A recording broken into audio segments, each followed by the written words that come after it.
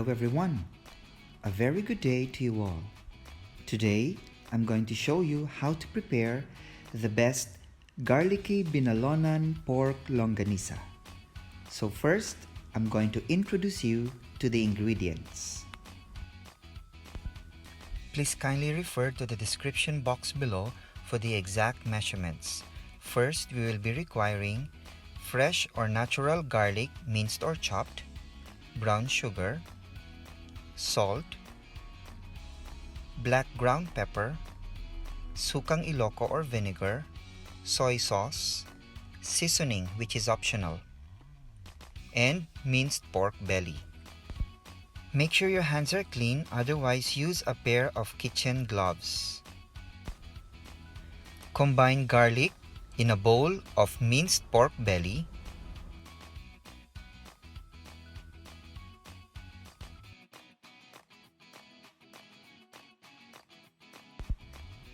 add brown sugar,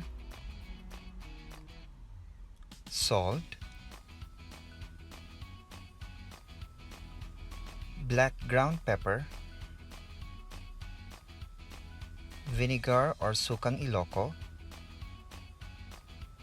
soy sauce, and seasoning. Gently mix with hands until all ingredients are well combined.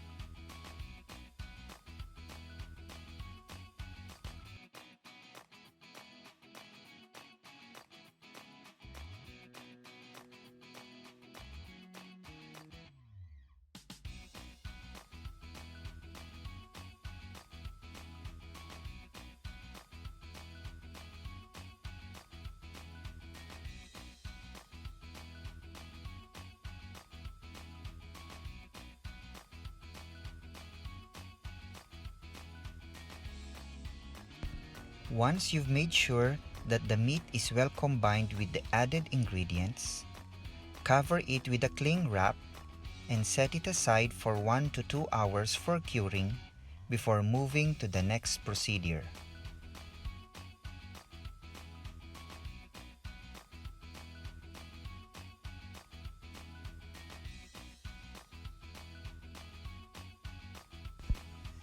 Now, let's prepare for stuffing the mixture in casing. We will be needing kitchen twine as well as the collagen protein casing. This either comes in 21mm, 26mm, or 31mm in size. We will be using a 21mm collagen protein casing. Also, we will be requiring a sausage maker machine. This sausage maker machine can fill in 1 kilogram of meat mixture at a time.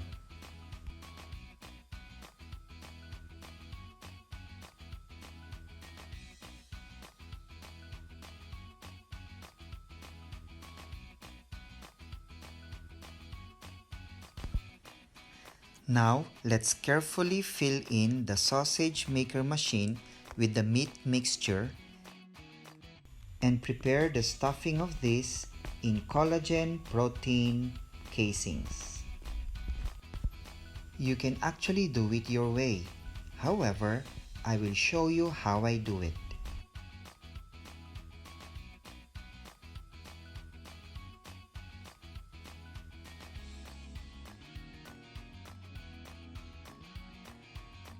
Close lock the sausage maker machine tightly to avoid any spillage.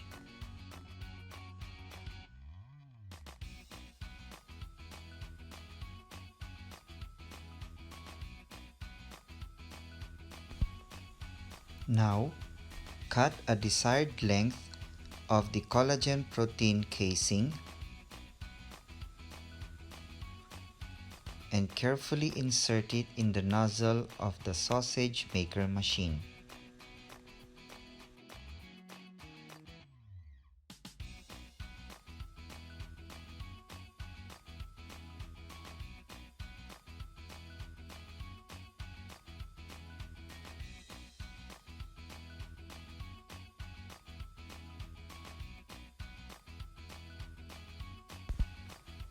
Now, once you're all set,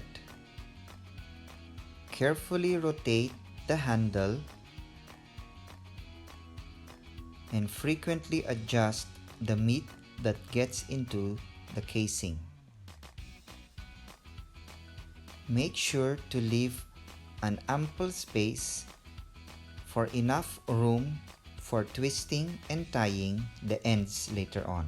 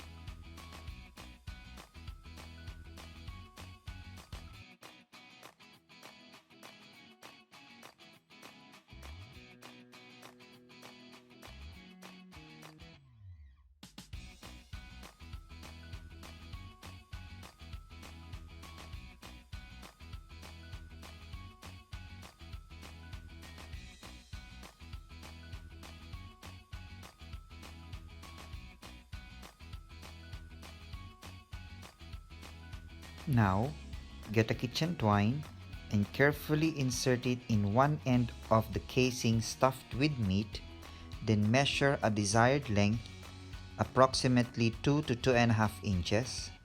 Twist it, then carefully tie an end twice or thrice to make sure that no spill will happen when it will be cooked. This you do for the remaining ends until you form 24 to 26 pieces of sausages.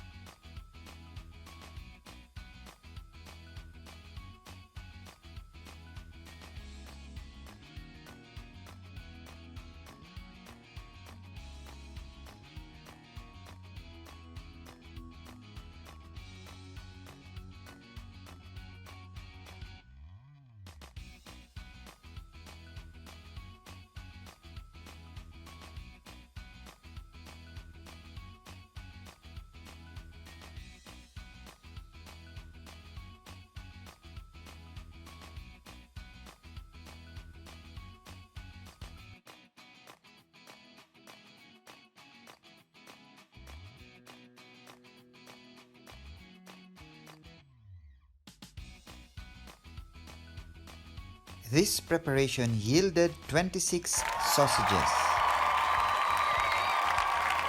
Once this procedure is finished, you may now cook it. 1 dozen of sausages requires 2 cups of water. Cook it in low flame until such time that the water evaporates. When you notice that the pan is about to dry up, add 2 tablespoons of sunflower or vegetable oil and stir fry it until golden brown. Then it is ready to serve.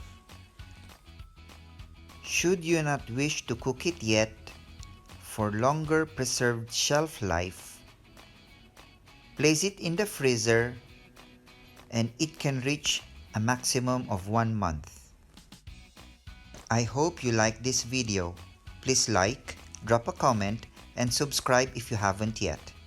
Thank you and see you in our next vlog. Goodbye!